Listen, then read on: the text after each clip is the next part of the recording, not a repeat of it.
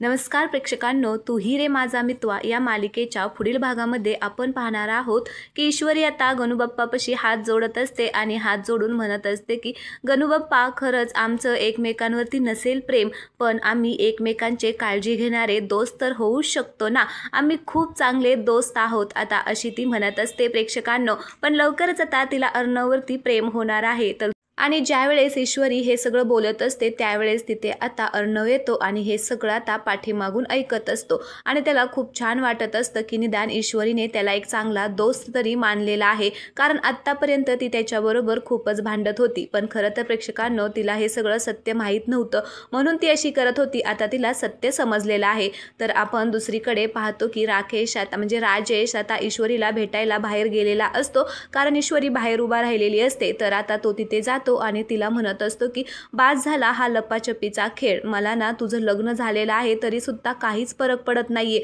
तू ना अर्णवची त्या बायको असली ना तरी मला काहीच फरक पडत नाहीये. तू माझी हो, फक्त एकदा मला सांग की माझं तुझ्यावरती प्रेम आहे, बघ मग आपण दोघं एकत्र येऊन काय करूया.